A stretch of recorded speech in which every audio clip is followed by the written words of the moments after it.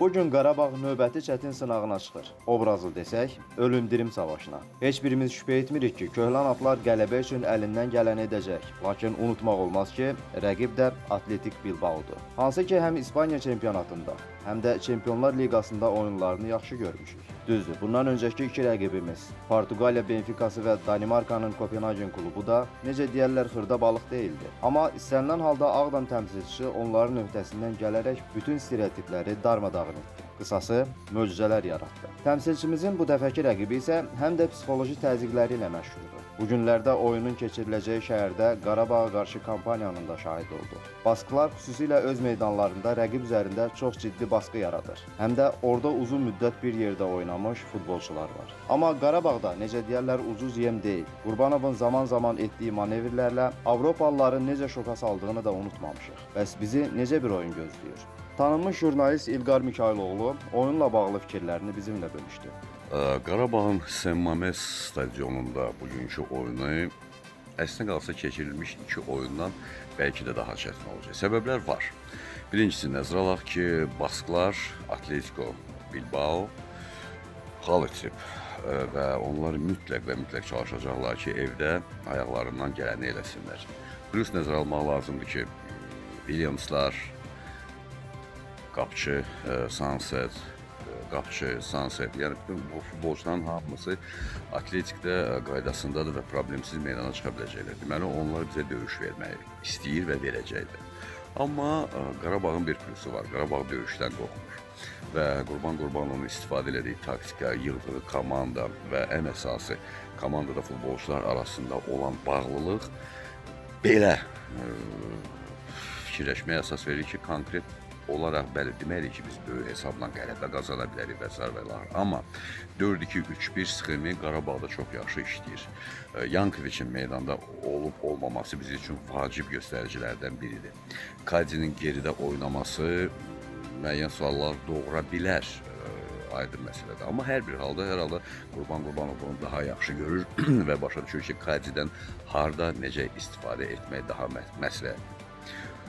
Yankovic meydanda olsa, aydın ki, artıq biz Kadinin hücuma daha yaxın bir xəttdə görəcəyik və bu bizim Qarabağın hücum təpərini çox artırmış olar. Atletik Bilbao'nun çox gözəl üstün cəhətlərindən birinədir. Onlar müdafiədən hücuma sürətlə keçə bilirlər. Faktiki olaraq top meydanın mərkəzində elə də çox qalmır.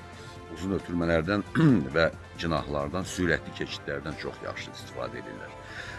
Ayaqlarına məqam düşən kimi dərhal qapıya zərbə endirirlər. Bu düzdür, müasir Avropa futbolunda son zamanlar niyə görsə yaddan çıxıb, arada bir istifadə olunur, amma Atletik Bilbao bir qaqa bundan tez istifadə edir. Eləcə də Atletik Bilbao'nun həm də müdafiədə oturanda müdafiə xəttindəki boşluqları görməmək mümkün deyil. Bu eyni zamanda özünü Çempionlar Liqasındakı oyunlarda, eyni zamanda İspaniya çempionatındakı Atletik Bilbao'nun oyunlarında özünü bir ruzə verir. Və sonuncu keçirdiyi oyunda da İspan çempionatının faktiki olaraq yeni bir komandası ilə çox çətinliklə oynadı.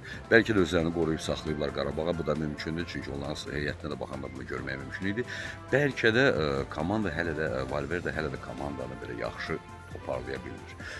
Bu sualların cavablarının hamısını Qarabağ tapmalıdır və ümid edirəm ki, artıq Qurban Qurbanov bu sualların cavabını tapıb qalır.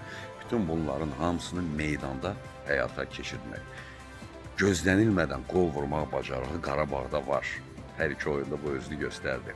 Və gözlənilmədən qol vurmaq bacarığından 2 dəfə Qarabağ istifadə edə bilsə, növbəti işğal bizimdir. Digər həmkarımız Mehmar Rəsulov bildirir ki, bugün Atletikdə mütləq qələbə üçün meydana çıxacaq. Çünki məğlub olacaqları təqdirdə onlar üçün bu mövsümlük Çempionlar Liqası kitabı bağlanacaq.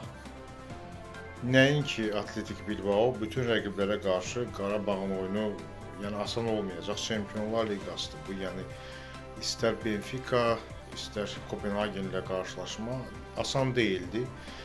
Qələbə qazanılsa belə bu çox mübariz bir oyun hesabına qazanılmış qələbələr idi. Eyni deməli tendensiya davam edəcək əlbəttə ki Bilbao ilə oyunda Saint-Mamésdə, amma daha təcrübəli və daha atletik, daha sürətli, amma formada olmayan bir rəqibə qarşı Qarabağ oynayacaq. Bilbao üçün dönüş nöqtəsidir bu qarşılaşma. Zənnimcə 2 oyunda 0 xalları var. Mütləq burada dönüş yaratmalıdırlar. Onsuz da bu oyunu Qarabağ Atletik Bilbao uduzarsa, artıq Çempionlar Liqası kitabı bu mövsümlük bağlanacaq. Ona görə də çalışacaqlar ki, mütləq qələbə qazansınlar. Bu da bir bonusdur Qarabağ üçün. Rəqib təzyiq altında oynayacaq. Amma adı üstündə San Mames və bu arenada Qarabağın rəqibi məğlub etməsi bəli, reallıqda baxsaq çətin görünür. Hətta fantastik görünə bilər bir çoxuna, amma Qarabağ Çempionlar Liqasında artıq o psixoloji baskı və maniyəni, yəni keçib, o bariyeri keçib artıq təzyiq altında oynamır Qarabağ və bu da komandamızın xeyrinə olan məqamlardan biridir. Real olaraq heç-heçə düşünmək olar bu oyunun nəticəsini, amma hər halda Qarabağ uduzsa belə zənnimcə uğurlu bir Çempionlar Liqası Avrokubok mövsümünü keçirir demək olar. Hər halda mənim üçün sürpriz olmayacaq burada Qarabağın udması da, uduzması da. Çünki daha öncəki oyunlarda Qarabağ qələbə qazana biləcəyini göstərib. Məğlub olarsa belə adlı sanlı Bilbao'ya məğlub olacaq. Hər iki nəticə normal qarşılanmalıdır. Biz dəfələrlə Qarabağın səfərdə necə xariqələr yaratdığının şahidi olmuşuq. Hətta azarkeşlər arasında belə bir fikir də formalaşıb ki, Qurbanovun yetirmələri səfərdə evdəkindən daha yaxşı performans göstərir. İnanırıq ki, bu dəfəki səfər oyunundan da qələbə ilə qayıdacaqlar. Görüş bugün San Mames stadionunda keçiriləcək və Bakı vaxtı ilə saat 20:45-də start götürəcək.